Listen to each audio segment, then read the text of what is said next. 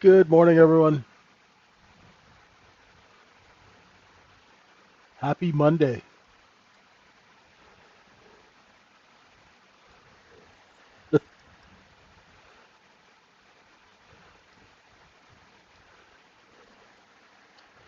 Here we go again.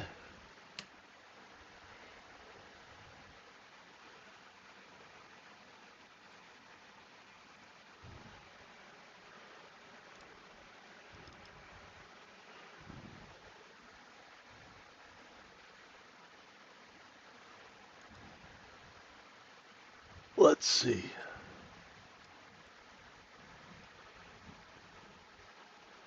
Good afternoon, good morning, wherever this video finds you.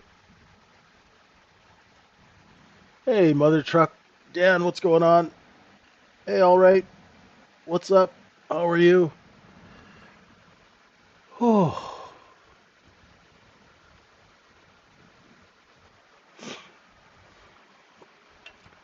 I'm coming out of the gate slow this morning, folks.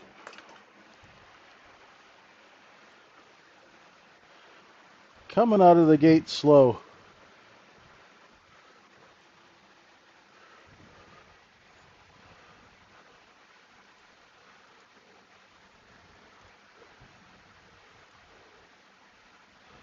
I'm good, I'm good. I had internet issues all morning. It's finally got fixed, so I was able to take a decent trade.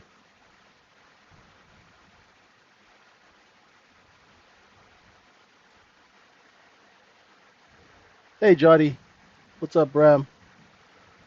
Forget about it. What's going on? How you doing?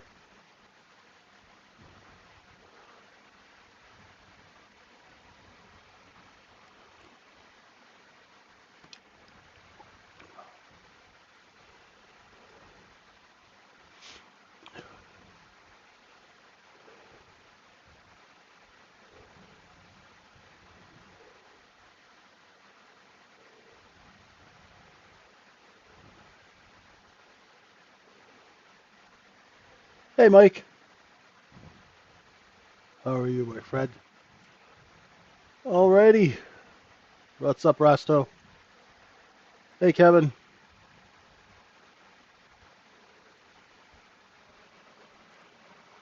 Well, overnight inventory is short. Black Swan, what's going on?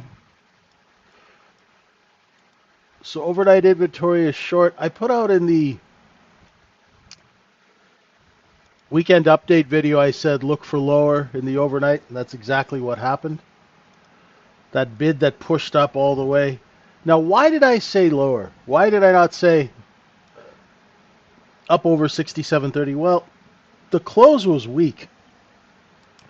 The only thing that saved that close from coming down and closing here was all the short covering at 67.17 to 20. There was a ton of short covering here. That's the only thing that held the market into the close. Had the market been open a few more hours, I think we'd have liquidated. And so we have liquidated tonight in the overnight. So inventory is, I'd say, probably about 95% short, as I'd say 95% of the volume, maybe even more, is underneath the close. So what we're going to do is we're going to look and see if we get any kind of upward movement to correct inventory, because that's old business, right? You know, like when Fred Flintstone and Barney Rubble went to the Water Buffalo Lodge, there'd be old business and then new business. So we got to look after old business first. The old business is inventory correction. Okay? That's old business. Now, then we can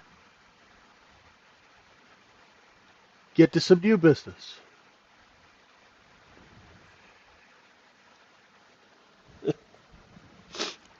I just saw something that JC Parrots put out. Just because you're angry doesn't mean that this is a bubble and the market is frothy. Maybe you're just an angry person.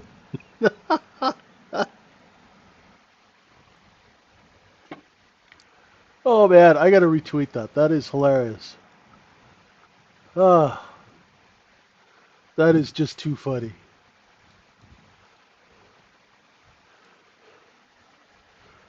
So let's see if we get kind of. We've got some bids. I'm sorry. We've got some bids down here. Right, we're holding 6,700. The upper stops are going to be here. Let's see if we can get rotation. I'm thinking, hey Joe, what's going on?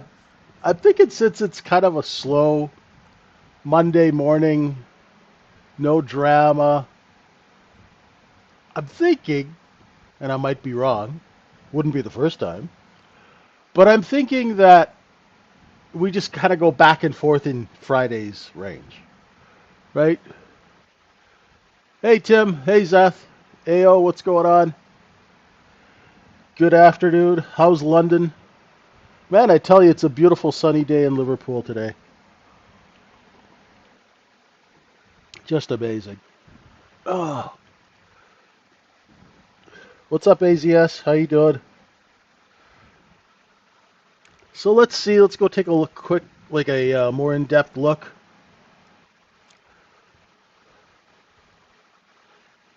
And our overnight POC shifted down, so we've got good absorption down here at 67.02. And as they say in New York, and a quarter. So that's 2/4. That's where the POC is. Go put my stops out there. No, I'm almost 60 years old. I'm a little old for clubbing. Although if I was younger, I probably would.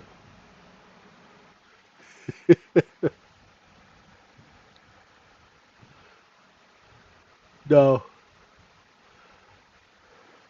no clubbing.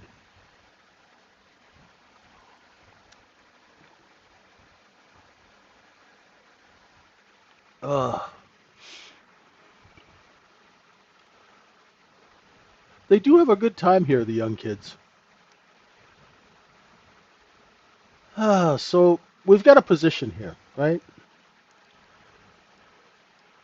We've caught a good amount of this inventory, and the people who got trapped long up here, they've kind of been slowly puking it out in the overnight. It's allowing the shorts to cover. So let's see if we get that trip up, right? Lower, of course, takes out the overnight low and targets Friday's low. Okay? So we've got lower and upper scenarios. Now, what is the most hated scenario? The most hated scenario is we do this. If it's slow in the market, we might just kind of go sideways for a little while until some more people come into the store. Okay? That is a third scenario, the dreaded chop. And next Monday is month end. Next Tuesday is the last trading day of the month. Damn, we went through September quick. Didn't it just feel like it was Labor Day? That's crazy. Just blink and the time goes by. These months just rip. And then we'll be into a new quarter. Yeah, so it is end of month, end of quarter, right? I should actually pay more attention to the chart longer term.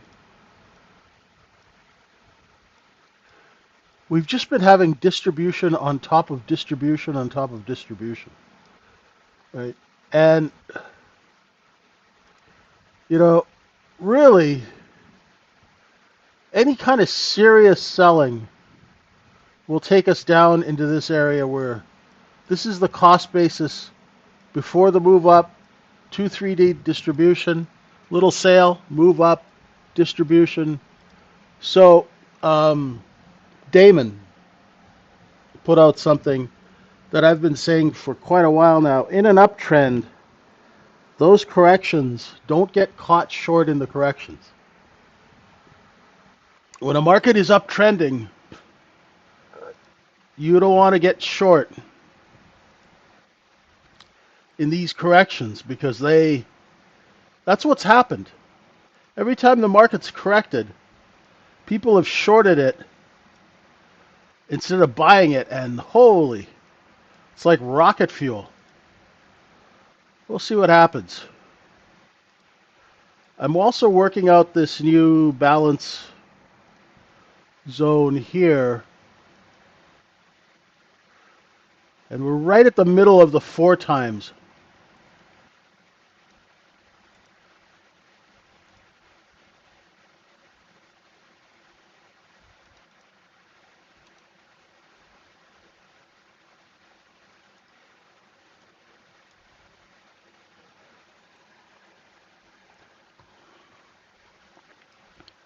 We'll see how that works out.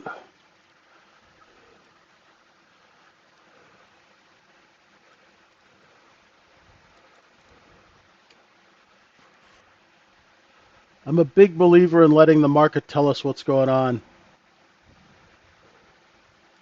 See, inventory is already correcting upwards. Look at that. And we had sellers, constant sellers at 4 quarter. Let's see if we can get above 4 quarter and up to this 7 area.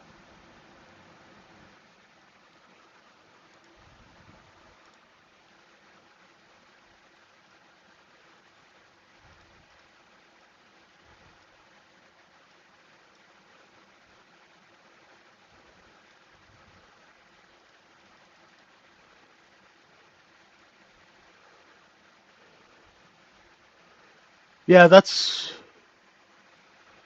a good position, Mike. Mother truck. Ah, yes, VWAP. Thank you, Moran. Thank you. Where the hell is VWAP?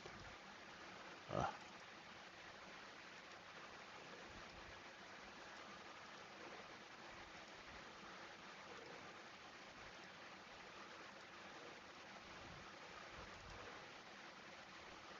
so VWAP is there. Your sellers are here. All right, we're ready to go. Rock and roll.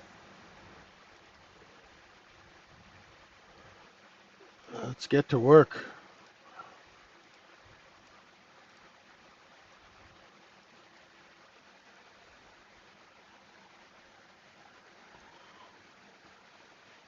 Hey, Christian, how you doing?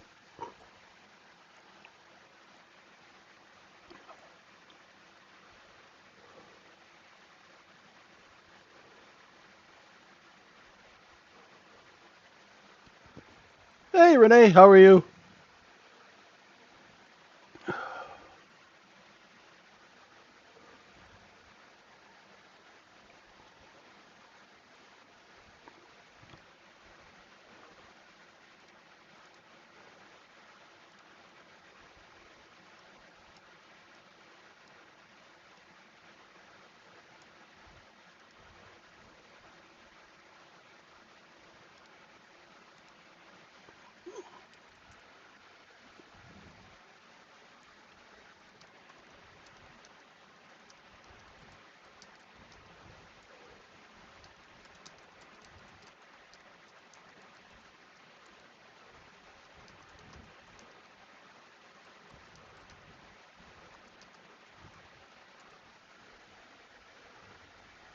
Hey, Nano, what's going on?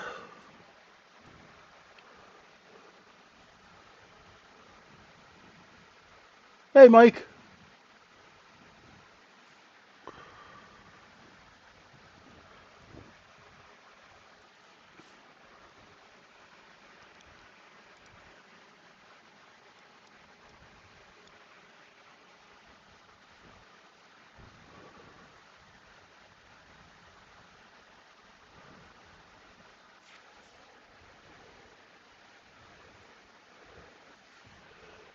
We do. I mean, we've built a little cost basis short term here.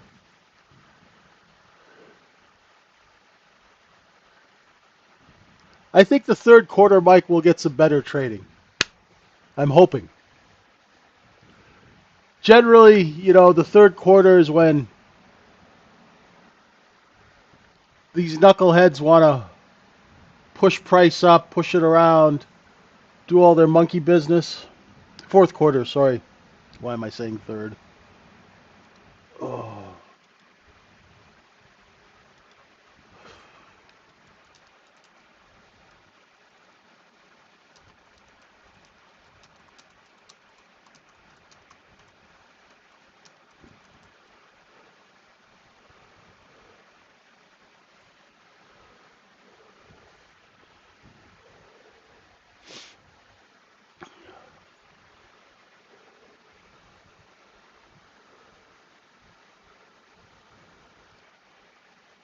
Okay, we're already starting to correct overnight inventory.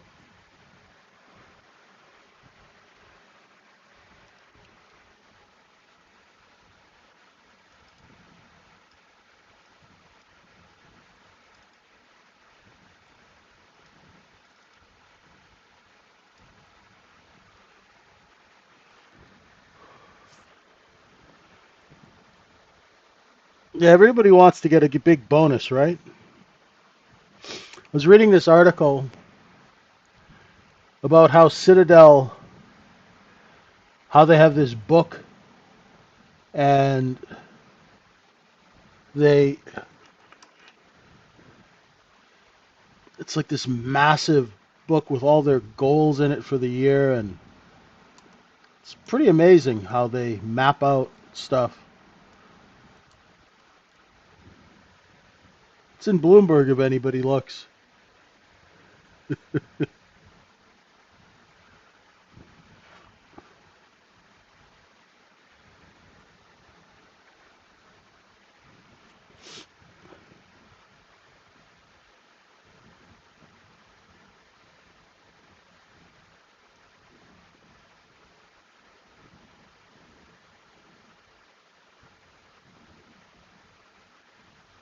Okay. Slow, creepy price action.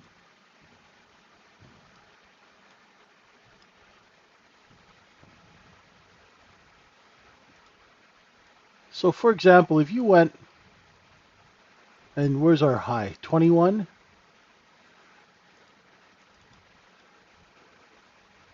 So just draw a volume profile. You can see that the bulk of the overnight position is here, right? It's under 4. So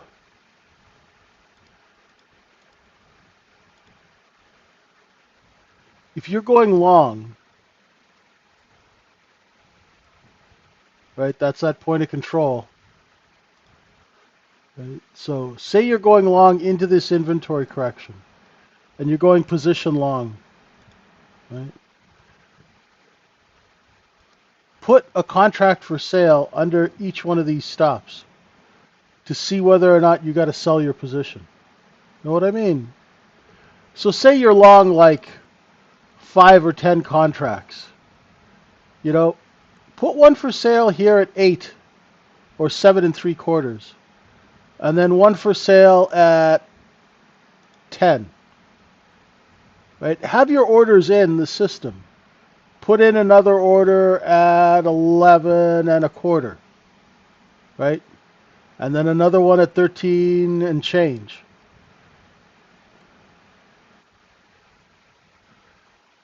And that way, if your orders don't get executed, then you know that you have to lower price, right?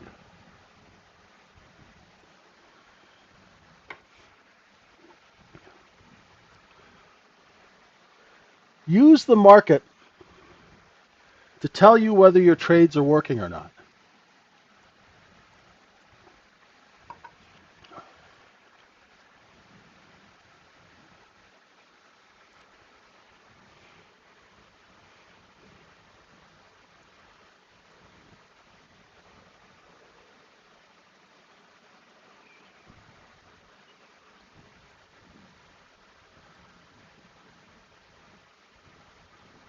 Like if I had built a bigger long position, like say at 1.5, 2, I probably would have been out of most of it by now, just because VWAP is there.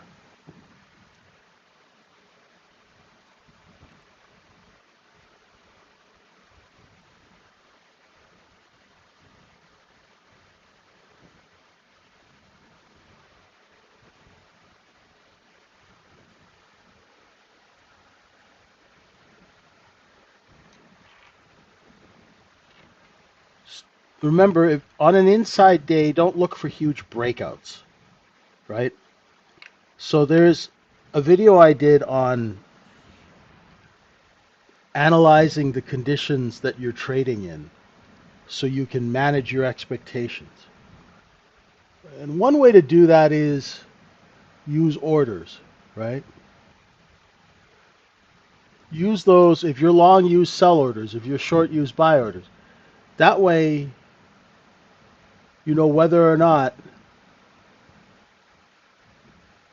you've got a snowball's chance in hell of the trade working.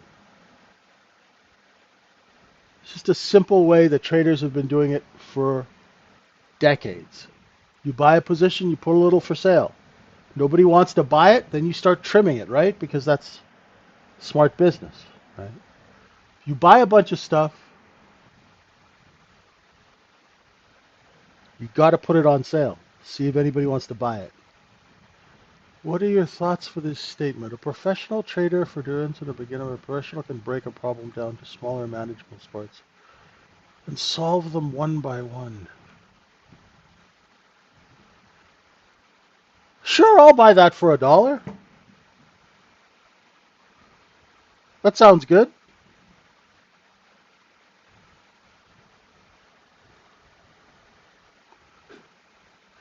You want to know what the real difference is from a professional and a beginner?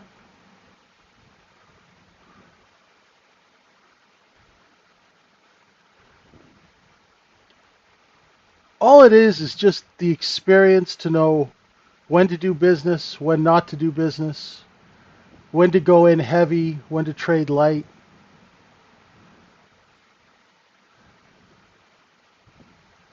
You ever heard the term read the room? It's like, say, you walk into like a funeral service and you start cracking jokes. You probably haven't read the room, or you have no situational awareness of where you are.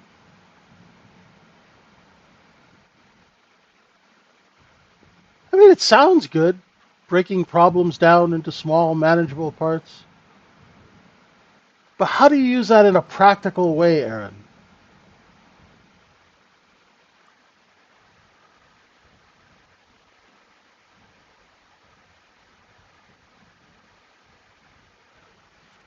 Think about it. Think about simplicity, my friend. Okay, what do I think of time and sales? I love time and sales. What I do, Ben, on time and sales, for me, it's like a speedometer. Tells me how fast the market's moving.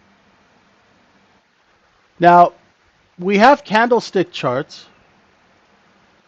because technology has taken us from this to this. So these are both the same thing. This is just a graphic visualization of the time and sales. I use the time and sales a lot more in equity trading because the tape is actually meaningful. In ES trading, it's not so much because the spread is usually set. In equity trading, you have backfilling, give ups, offshore give ups, price improvement. You could tell whether the order is an onshore or offshore order. You could see if they're backfilling automatically or manually. You could see if the traders are working orders in a batch or whether the algorithm's cutting them up. But really, if you just keep it simple, right? to the candle chart, like here, for example, look, check it out. There's a seller at 6.25, right? How can you tell? How can you tell that there's a seller there? Look, seller, seller, seller, seller. Can't even get to 6.25, right? Seller. So if you were long and you knew that there was going to be a seller there, get out. If you're shorting, you short here, you put your stop here, and you look for bids down here. Does that make sense?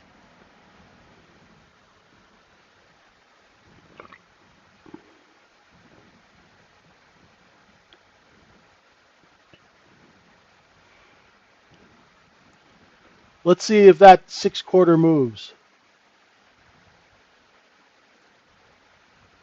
That's true, Doug. There you go. Beautiful. 6 points is a beautiful trade, right? And of course, as soon as you sold it, they start lifting the offer, but that's okay. They can go without you, right? It's okay.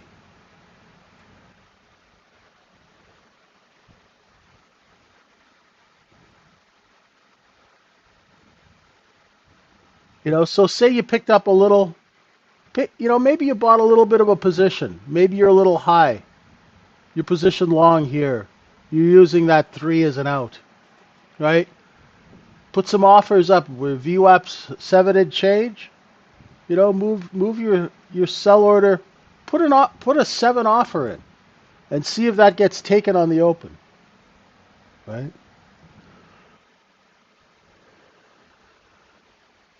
The market, pre-market, is doing what it's supposed to do. Normal business, right? What's the normal business? Normal business is inventory correction upward.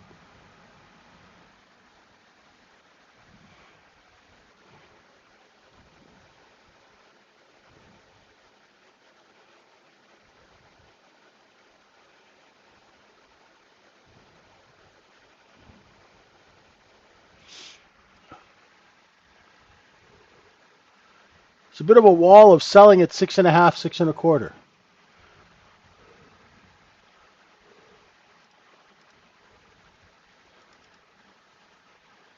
Going to open up soon here.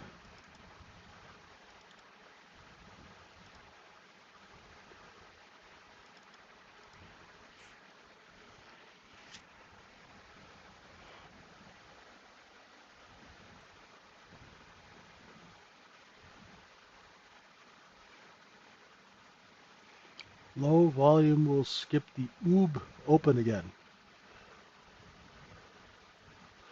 Might be a little slow, Alexander. Might be a little slow. That's okay. Perfectly happy with a slow market.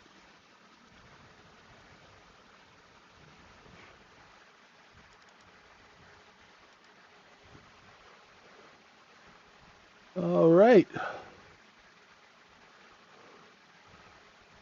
Out 1 at 7. Now let's see. Can you get out 1 at 8? 8, 8.25.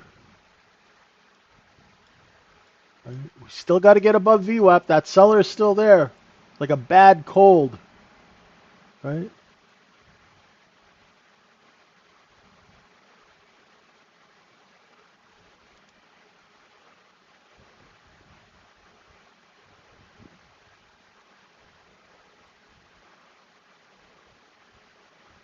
Out 1 at 8. Where's my next sell order? Right, 9. I'm out 1 at 9. Not 9, 8.75. Sorry. Right. Sell into the strength which is caused by lack of supply. Right? It's not a huge jump up, right?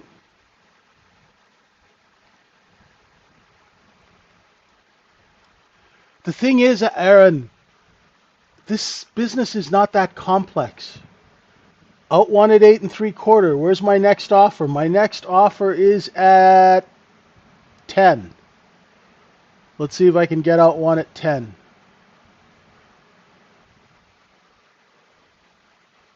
Right? And if I can't, I'm perfectly happy to sell it at 8 3/4. I have no problem selling it at even at 8, right?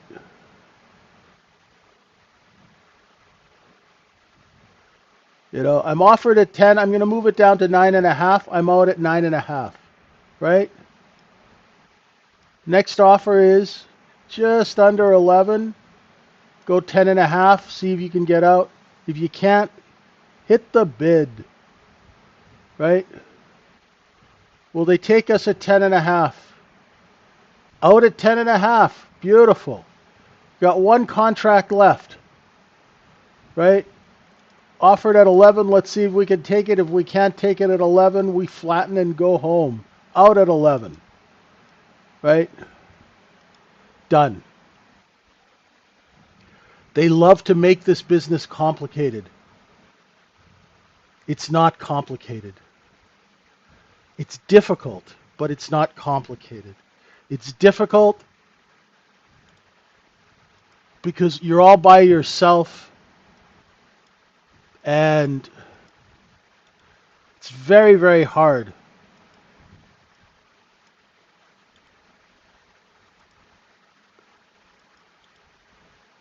to work things out.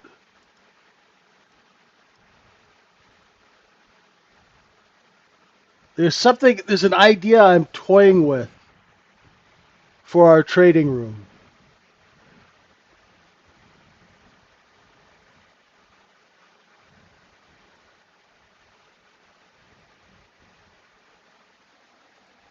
And it's an idea of collaboration with the traders in the room. We'll see if I can get it off the ground.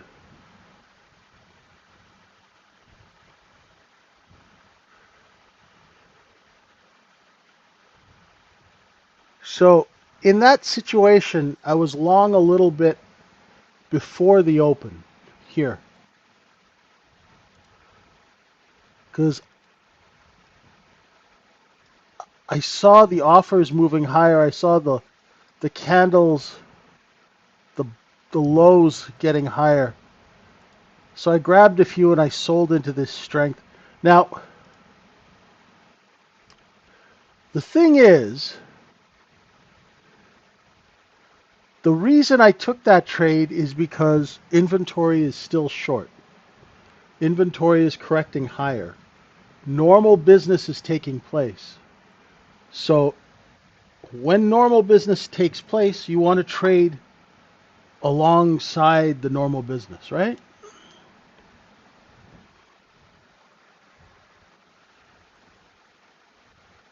Really want you to be able to trade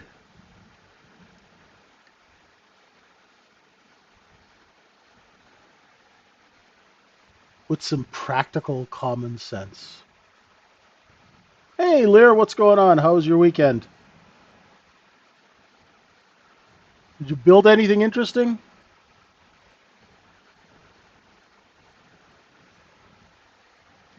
What's up, Hank? How you doing?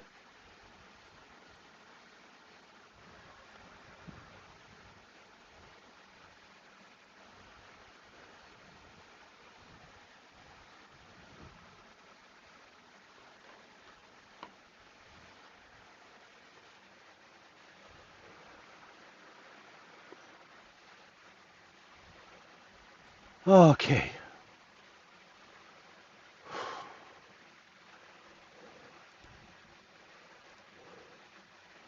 So we're not getting that oomph, that we're getting, you know. So watch for it to come back and test the open.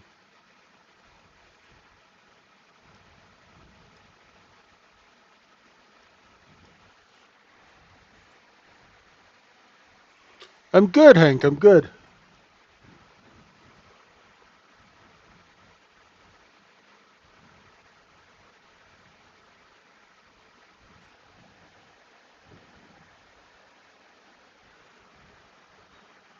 It would be nice to come and test a previous day low once in a while, eh, Raj? The buying is sticky in this market. It's just no reason to sell it. Thanks, Jeff.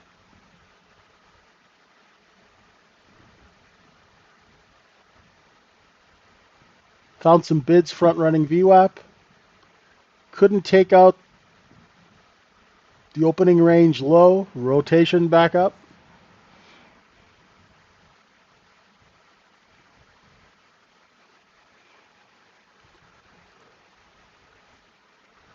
Let's see if we can go and tickle those upper targets at 13.5.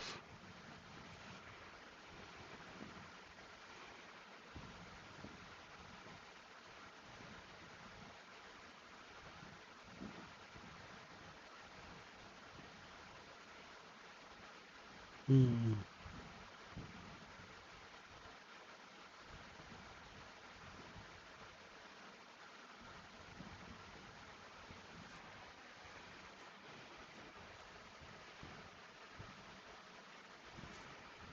And this is the chop.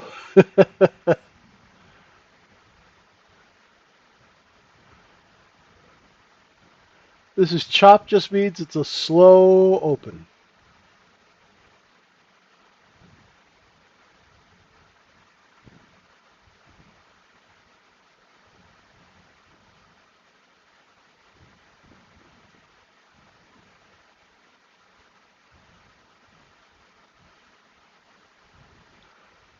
Oh.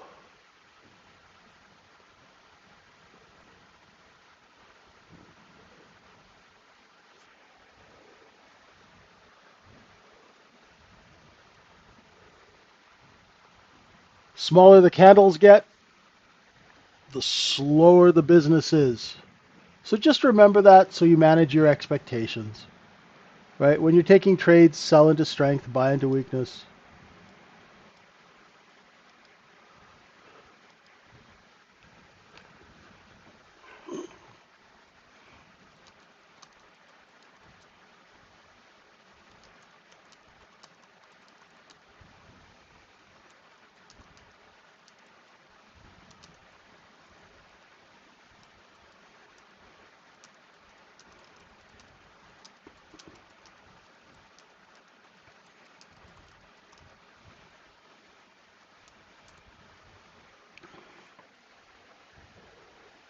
Yeah, I kind of think I got two trades, and I think I'm not going to push my luck just yet, unless I see something. I'm going to switch to the micro actually, because I had a decent day on the mini. So let's switch to the micro,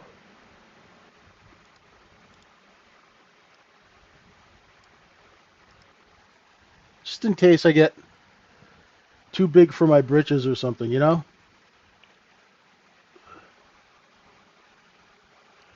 Another look below and fail of 7.5. Oh, am I too early? Nope, nope.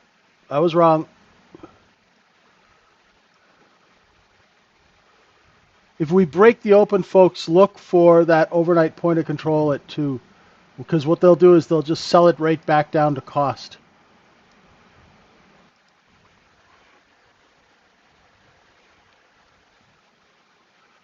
Oh, hey, Doc. A flush would be very welcome.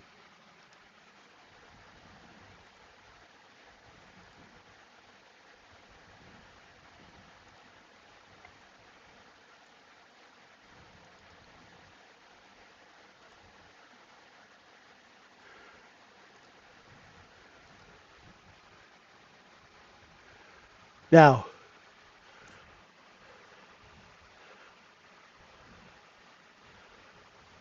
when it moves lower, you notice that it's not just selling off really very quickly because there's bids. Right? You got to remember, out of all the people who went long here, what percentage of this volume would you say is long, and what percentage is short? Because if there's a high amount of shorts that initiated here, the market will find it very hard getting down there. because they'll all be bid to cover. That's the problem with this market. It takes a while. So now I'm short biased. Doc is short biased. But it could be a slow short bias, right? The reason price is behaving this way is because a lot of people shorted this area and they're coming in and they're putting their bids in. That's why you're getting support here. Also, remember, what did I show you guys before the open? What did I show you before the open? Didn't I show you where the position was? So markets tend to sell back to where the cost basis is and stop and then turn, right? There's a simple mechanics for it, right? Eventually, if we really run out of buyers and have to put it on sale, those shorts that have their buy orders here, they'll go, oh crap, there's a large seller, let's pull our buy orders down. That may take some time. But so far, right now, right, I'm long 8 and I'm offered at 10. And let's see if I can get out at 10.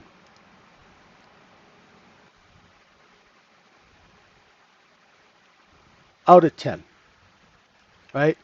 So I was short biased when I saw this. When I saw the look below and fail, I went long at 8. And that's how you don't get stuck in your bias. Short biased? Yes. Does the chart confirm my bias? No, it does not. Does that make sense, you guys?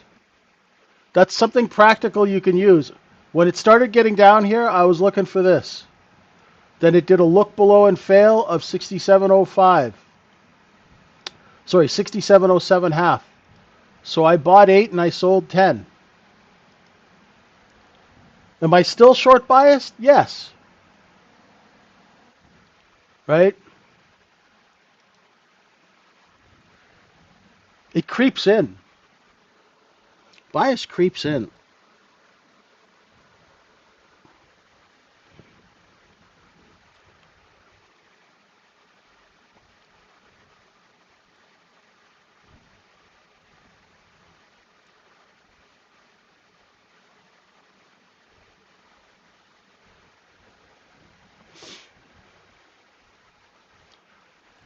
I'll always be short biased, Hank.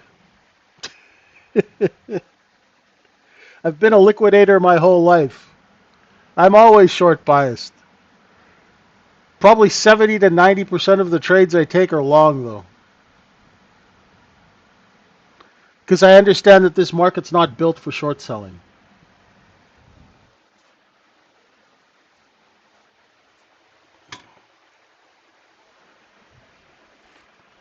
This market's built to get people long. This market is built to mark up asset prices.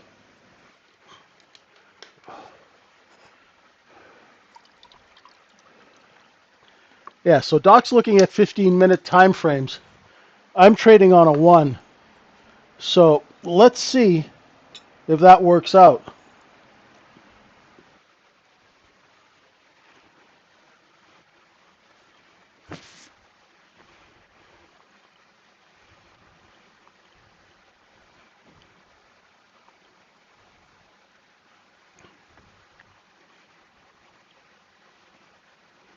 For now, the position's underneath us. I mean, we showed you that, right?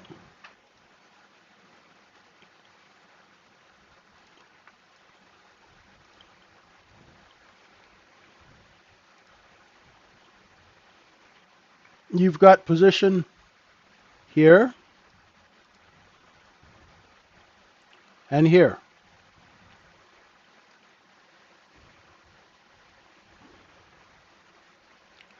You crack this area here, and then you'll be going up to 16. If it all fails here, then you'll be looking for lower. But you guys could clearly see the position, right? And then we have sellers right here under 14. There they are. They're right there. It's plain as the nose on your face.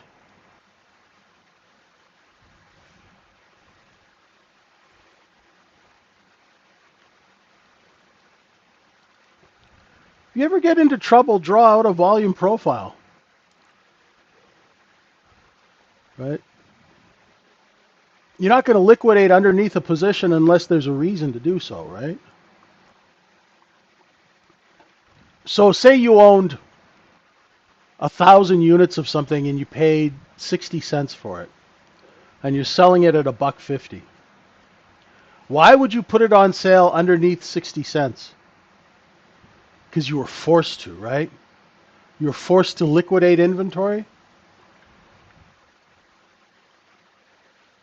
So let's see.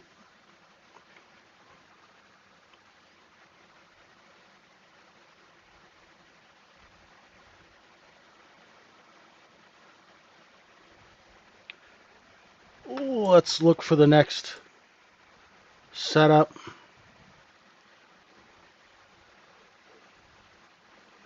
Exactly. It's a market. There's nothing really, there's no rocket science about this.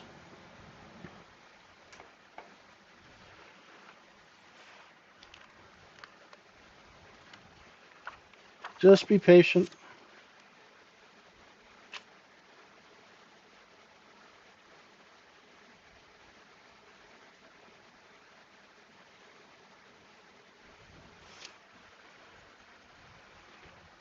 There's 13 half, 13 quarter, sorry.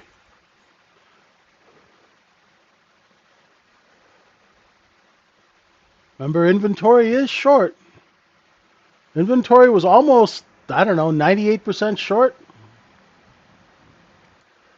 Pretty short.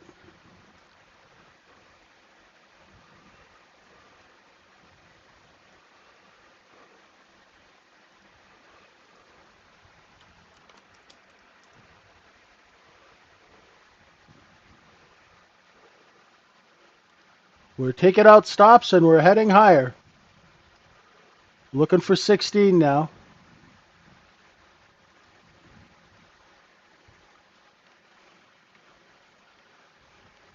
There'll be sellers along the way. Breath isn't the greatest.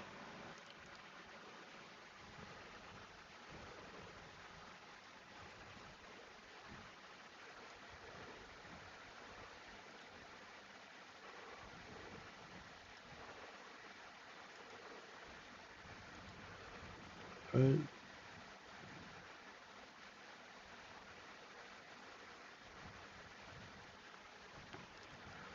So let's see if we can stay above VWAP. Because what we're going to do now, it's an inside day, right? So what are you going to do on an inside day? We're going to take this, and we're going to try and sell it up here for profit. Now, if that price stability brings in buyers, then we'll start taking these upper stops. If not, like, okay, close your eyes and pretend you're long 1,000 contracts at 67.02. And you're selling your contracts one by one, maybe 10 at a time, 5 at a time, at 67.13. Do the math. Even 5, 6 points on 1,000 contracts. It adds up, right? Wholesalers don't trade the same way that you think they do, right? Wholesalers and large position traders, because they trade size, they don't need a lot of points. Make sense, you guys? That way you can manage your expectations. Trade alongside, don't get too greedy, don't get too stuck in a frame of mind, right?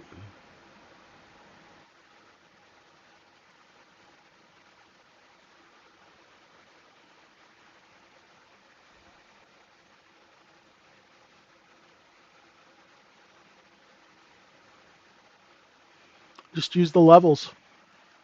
Holding 13.5 will target 16.5. There you go.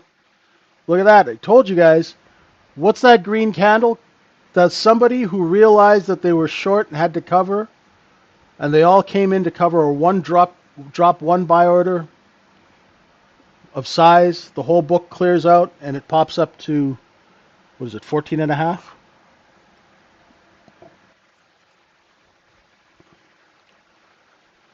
15.25. Right? That's what short covering looks like.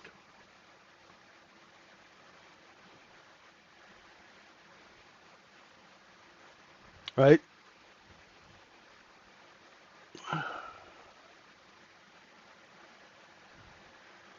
Nice. No reason for a short yet, folks. And trust me, I wanted to short it. I like shorting. I miss it. In the old days when we used to ride horses to work, short selling was a great way to pay your rent. Unfortunately now, it's a fool's game. That's why I short very quickly in and out.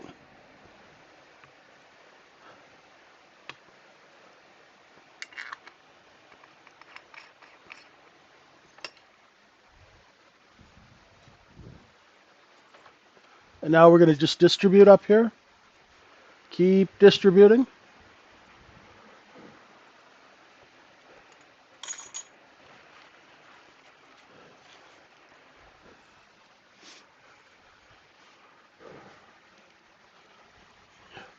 There's 16.5.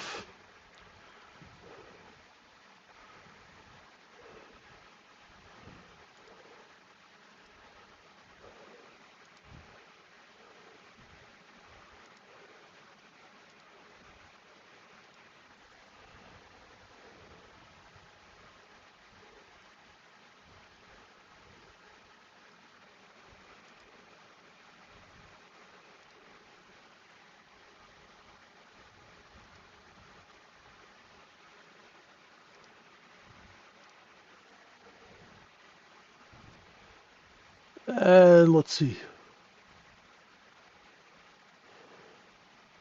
Nothing wrong with 4-pointers, AO.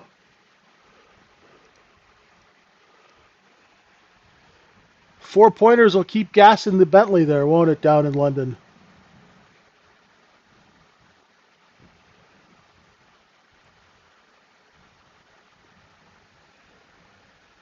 Keep that Bentley full of gas. And what do you say, Raj? Will it pay Jeeves' salary?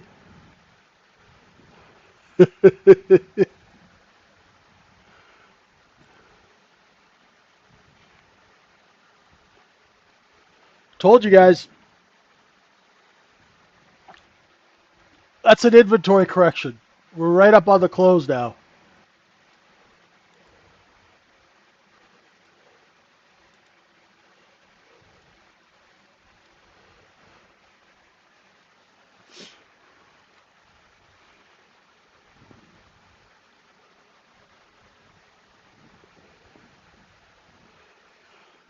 It would be nice to have the backfill to get long.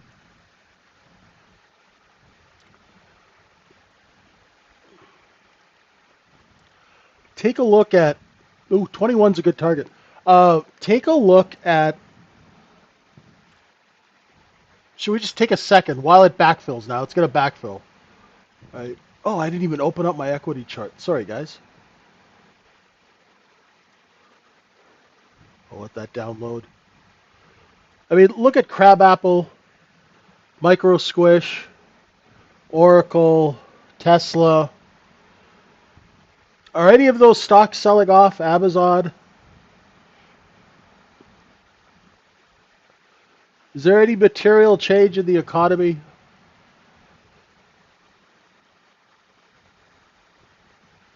Since Friday. That's business as usual, right?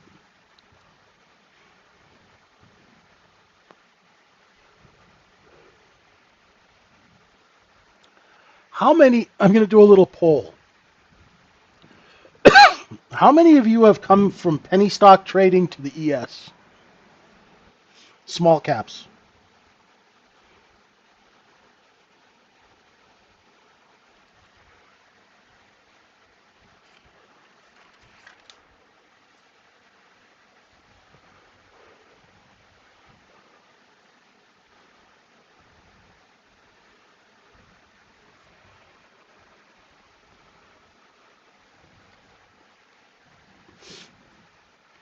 So when you buy and hold a penny stock over a weekend, a lot of times Monday it'll just sell off like crazy, right?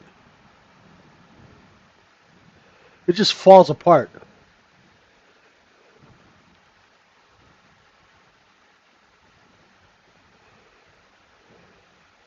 Penny stocks in 1972. Hey, call it, you worked for one of the greatest stock promoters that ever walked the planet. So,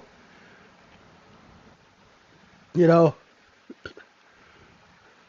call it in our room was an accountant, and he actually worked for J. Bob Carter, Vancouver promoter.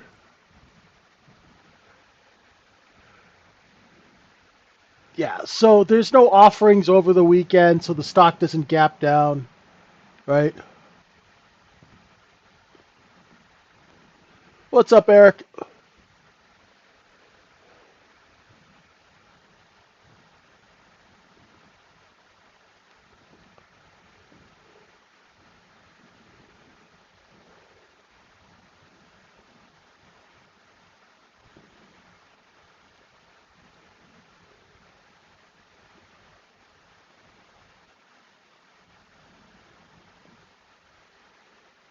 Now we're just going to distribute.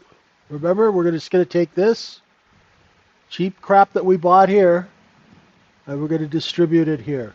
And we're going to use those trap shorts to hold the market up like a table.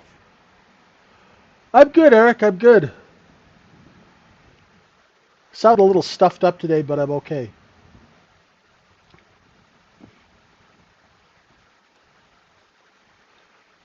How's my favorite island? How's Staten Island?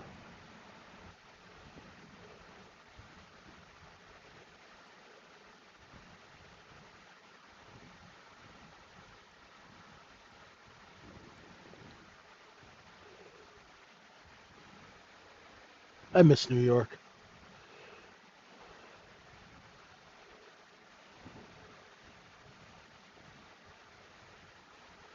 Good times. Yeah, fall in New York is pretty beautiful. Uh,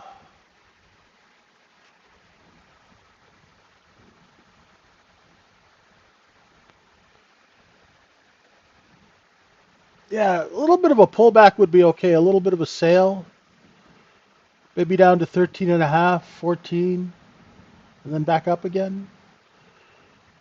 B period opens up. Oh my goodness.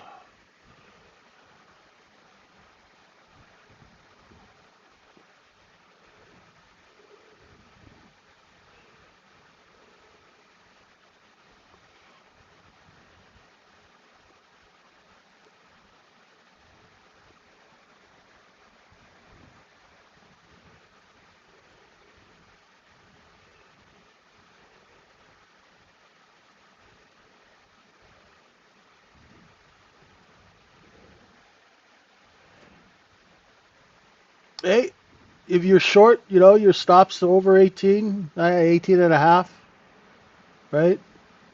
Put some bids down at 14 and a half, 14 and a quarter. See if you can get any love down there. If it starts creeping back over 16 and three quarters, then you know your goose is cooked. Look at the backfill, eh? I feel like you guys are getting ripped off. Because for people who like to short sell, you get really ripped off because the backfill is like, if it's only for a minute, and if it's for longer, then it's for like maybe 2 points, if you're lucky. And you have to have perfect trade location. they've stopped the market from naturally selling off by creating so many short positions because the majority of traders, no matter how much money they have, lack the physical understanding of how markets are built and structured. Because here's a little secret. Even institutional traders, they don't know how to structure deals. And they don't realize that how a market is structured and where the stock is placed greatly affects how the market or individual stock will trade. Now, because I had to do both jobs, right? Because we had to do everything cheap and cheerful, no investment bank. You understand that stock placement and stock location and who owns it and it can if you sell somebody something and they buy it on credit, they're likely to have it repossessed. But if you sell somebody something and they buy it with cash, now they own that. They don't have to sell it. It's a completely different type of long-term investor. Nice work, Joe. Take the money and run, just like the song. We got a poor high. Let's see if it holds. That's a double top, another poor high. Right? There's competitive selling at that close. Just very slow, and it's not aggressive. So say you shorted here, right? Say you took another stab at it and went short. Put your stop right there, right? And then you're going to be looking for here as your target. So you'd be short, stop, target. The only reason you'd be taking a short is you've got a poor high. That's competitive selling right there. If that poor high gets taken out, scrub, you're gone.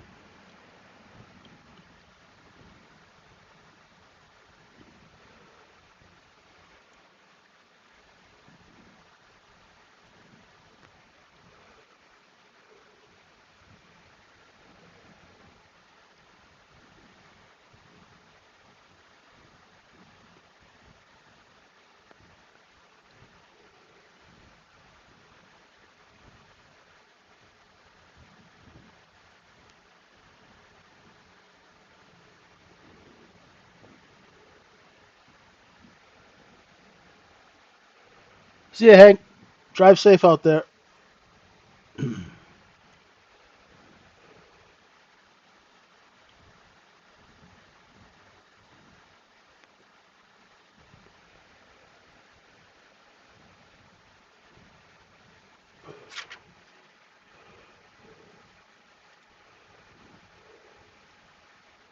Ah, thanks, Colin. Good call, Colin. 25 is a good target. Didn't even have it marked.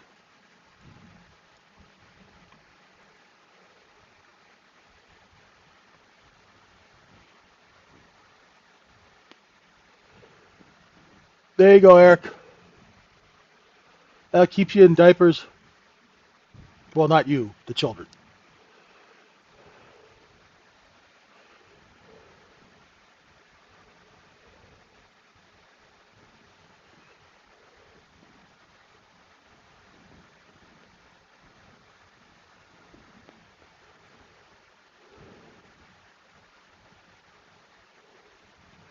Yeah, it's that backfill is like that's a cheap backfill. That was like asking my dad to borrow $20. Be lucky if you walked away with 250. That's a cheap backfill, man. Look at that. That's a cheap backfill.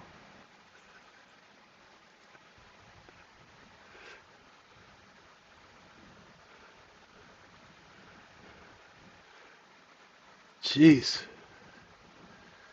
The algos and the electronic trading in this market, the precision. Like, look how small these candles are. You can just hold a market, cut the sell, sell, cut the sell, sell, right? Is it significant that the poor high is near? Yes. Thank you, Herbie Russell. Good looking out. Right? My Monday morning brain completely didn't even bring that up. Look at that. Right near Friday's point of control, right at cost basis. Right? That's where they're all selling. That's where their cost basis is.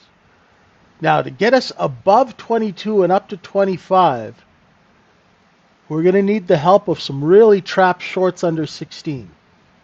Right? So in order for this caper to work out,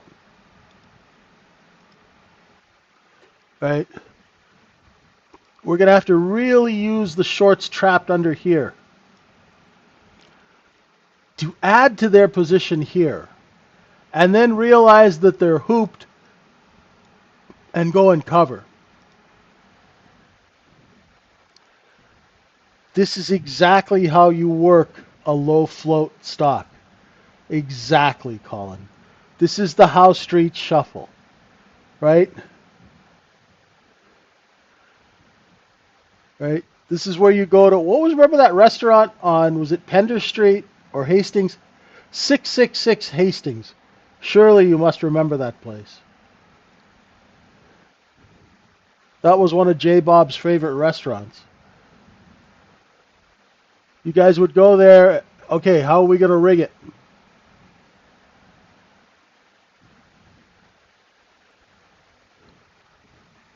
Get them short here, then pull the offer. Right?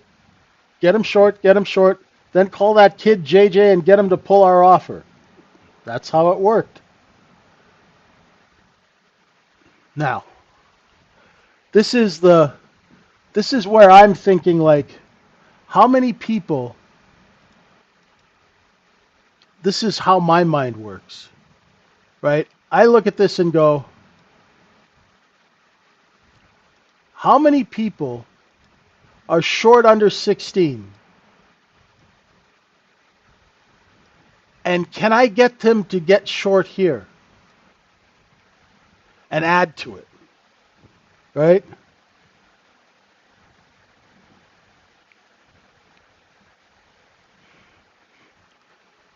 So if I know they're short here, can I get them to add to it here and pretend that I'm a seller, right? And just sell it down, and then they just keep shorting next to me, right? You know how I say find a seller and sell alongside? Can I trick them into doing that? It used to be so much easier without these algorithms. And then once you got them really short, right, what you do is you put in a big offer here on the DOM. So all the suckers think that there's a big seller, but it's you. And what you're doing is you're getting them short. You're getting them to add to it here. You're long down underneath, like you're long underneath 5, right? So you get them short, you get them to add to it here, and then all of a sudden what you do is, boom, you lift that offer and then rip it. And then that's when they go to cover, and then that's when you shank them. Oh, God, that was fun. Right? Now, because this is a market, right, and it's a legitimate market, that stuff doesn't happen on purpose. How it happens is because of the way human beings think. So whether it's crowd think or whether it's manipulation, the mechanics are still the same. Dave, it was the best of times, it was the worst of times. It was the most fun I've ever had at a job in my life. Never did we ever laugh so much and make so much money.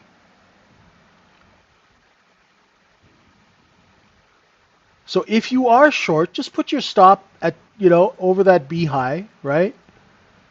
Right? It's okay. There's nothing wrong with shorting a backfill. So you're short, right? Put your stop right there, and then go put some buy orders down here. Remember that 16 I was talking about? Go put some buy orders and see if you get hit. If you don't get hit, then you know there's no supply and you cover. Big deal, right? But if you do get hit, woo, then you know that there's a seller, and that B low is a target.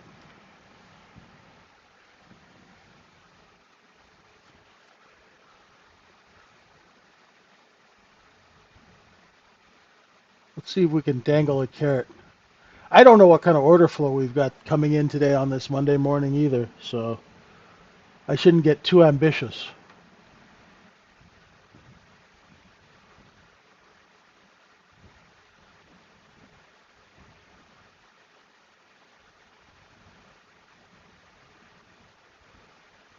But the reason I talk about this stuff is so you guys can see how it gets created. And hopefully, by peeling back the curtain and showing you guys how it gets created, will help you trade better because you won't fall for the tricks.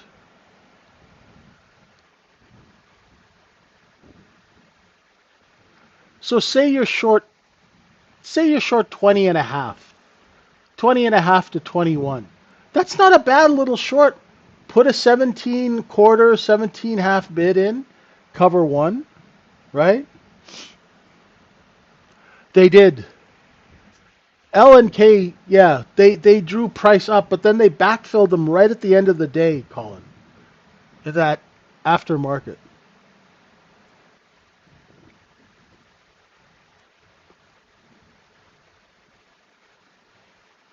There's 16 and a half. That's not a bad 2-3 points on a short. That's good, Mike. It's good to practice the keystrokes of a trade. That's what I find the simulator useful for. If there's a certain trade, like when I was doing the look below and fail, I'd do it on the simulator and then I'd do it on the micro. So I wouldn't be clumsy, right? You want to get smooth, right? Like you want to play that whatever your order entry is, DOM, or I don't know how else you enter orders. You want to be like a piano player. You know, you want to tickle the ivories, get in, get out. You want to be smooth when you're trading, right? You develop that smoothness. And don't worry about going fast at first. Just try and be smooth at first. Just like Jackie Stewart, the very famous race car driver, says, don't worry about the speed. Just be smooth and precise at first and build on it. You use Hot Pockets?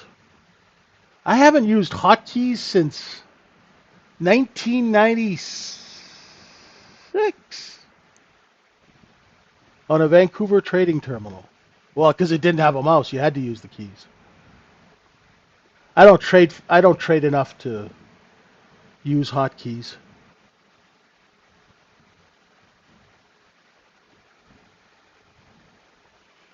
But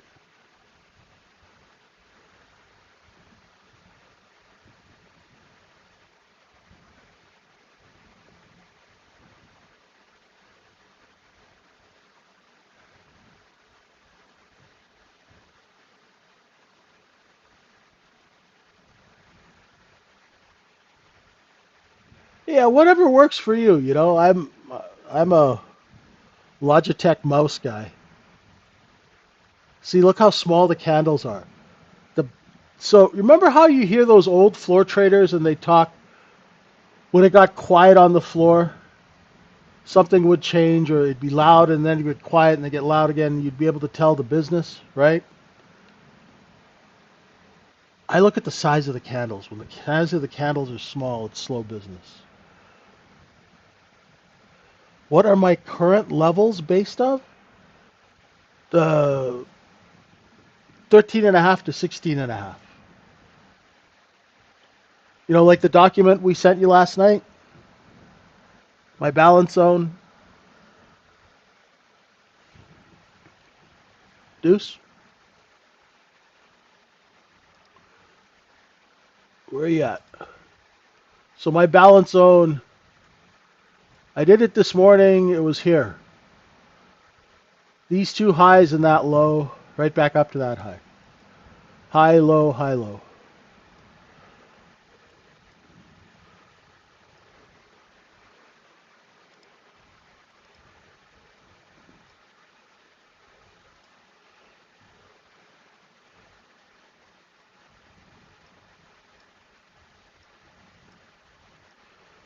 We're still doing the same thing.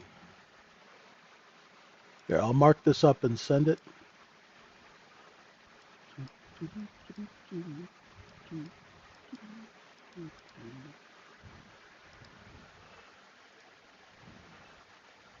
Ah, no problem.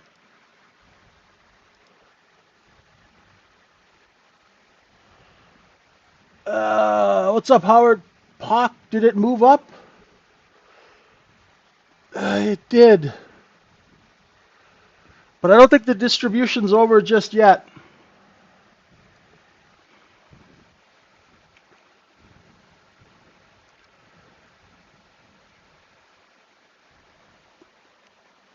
Yeah, if you have any questions, Deuce, just ask. DM me. Oh, you know what? Somebody wanted a chart for. What's the contract in gold right now? GC.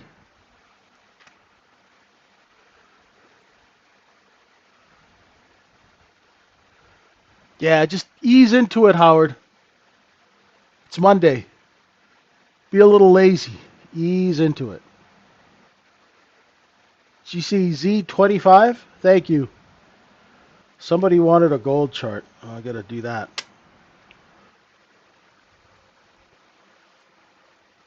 Crafts, you're not from Texas, are you?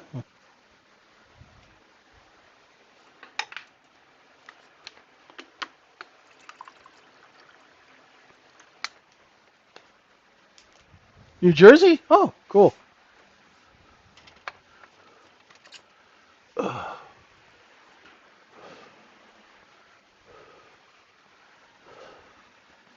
I had my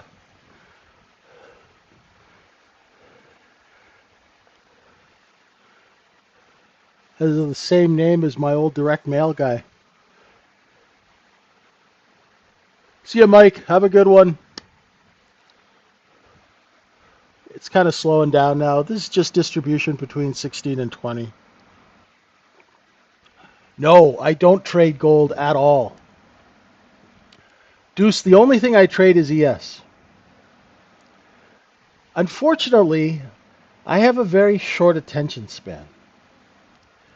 So, in order for me to be successful at anything, I have to be obsessive about it. You know how some people in life just pick things up and they're just naturally talented at it?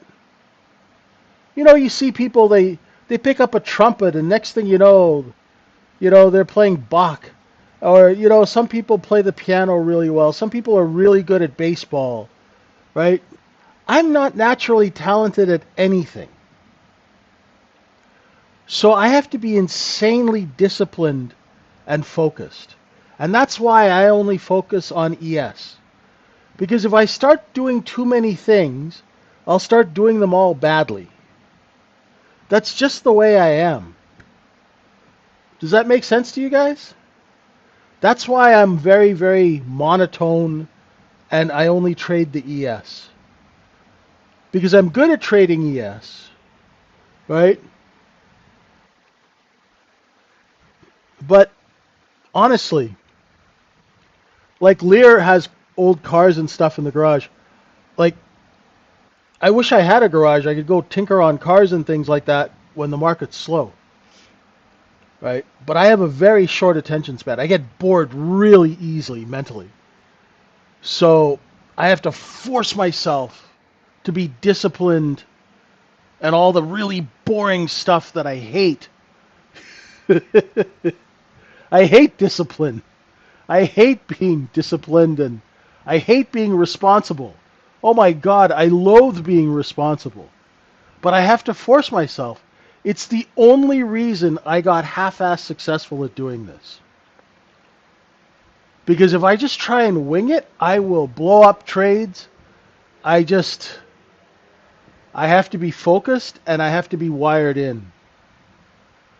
That's just, I don't have that.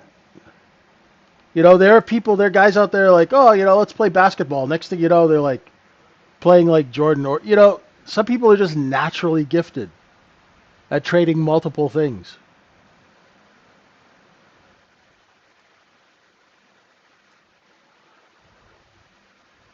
Jerry, that should work.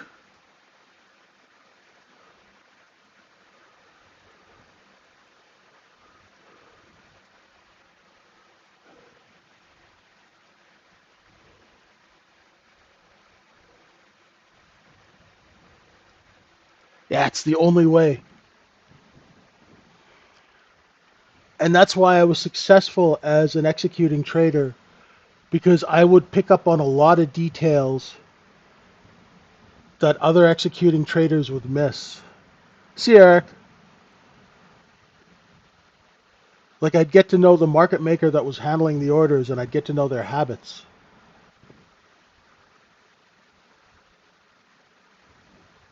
Would they move and then print, print and then move?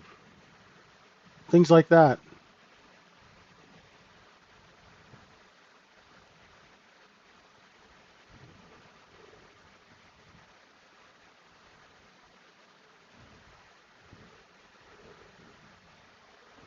Yeah, I get really intense on what interests me, and it doesn't last very long.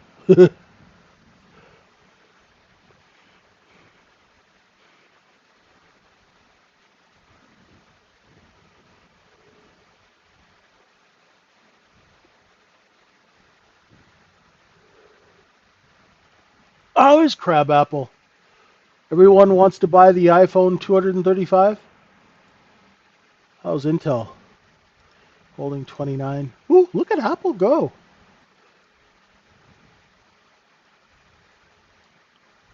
It's gap up today? Wow. Well. How's that freaky MSTR 338? Tesla. Tesla's free range chicken now, baby. Look at that. It's above its cost basis.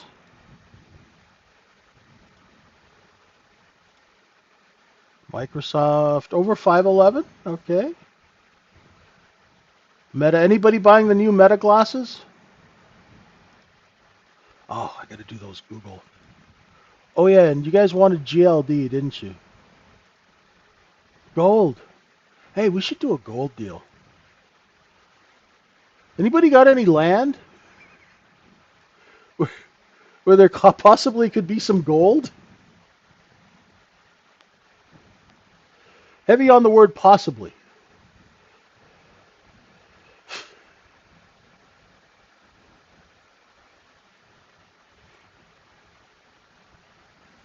Now, no, I have no idea what that means. I'm not touching that.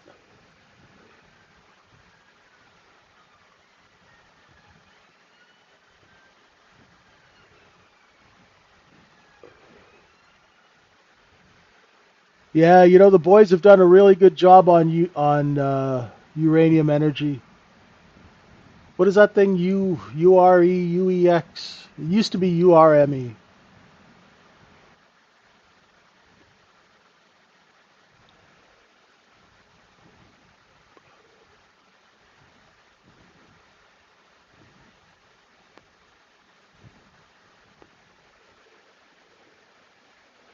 Buried treasure off Crate. Well, let's do a treasure hunter deal. Beautiful. That's it, Kevin. Find something that's sunk. I would love to do a treasure hunter deal. I haven't done a treasure hunter deal in, oh, it's been 10, 15 years. They are so much fun. Hey, that's good, Johnny.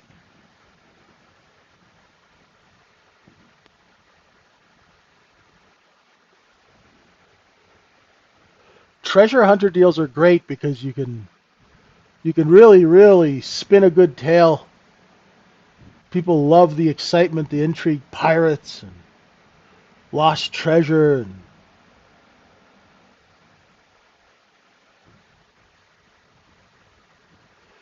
grab one of those, put it in a shell. Woohoo!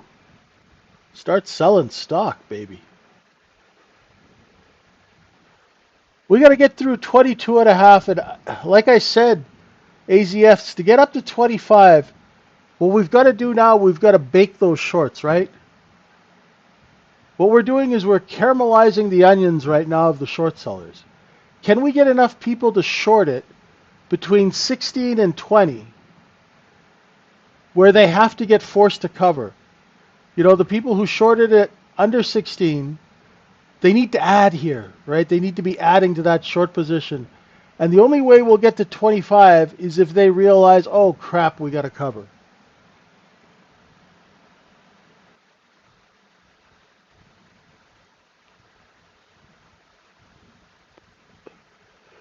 So you guys go look for deals, not to buy, to take public. This is the only trading room where I'll teach you how to trade and teach you how to sell stock.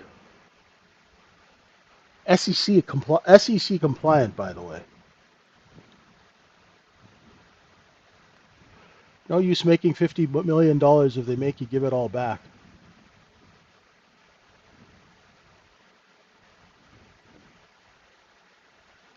Exactly. How to be a proper villain.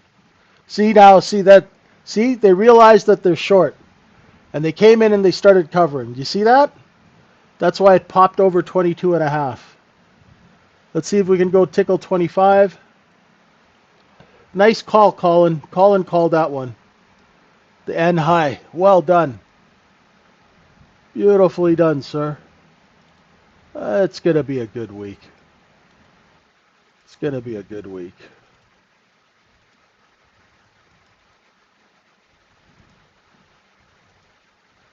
It's all coming together very nicely.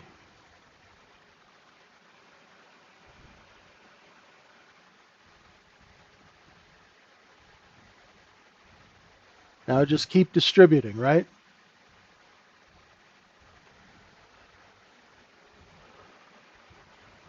Well, my friends, thanks for being with us.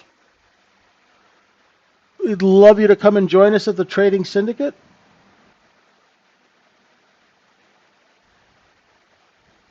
If anyone's interested in one-on-one mentorship for life, reach out. I'm vwaptrader1 on X, and this is the tradingsyndicate.org. Thank you, everyone, so much. Trade smart out there, okay? DM me if you need me. I'll see you in a bit, folks. Thanks, everyone. Bye for now.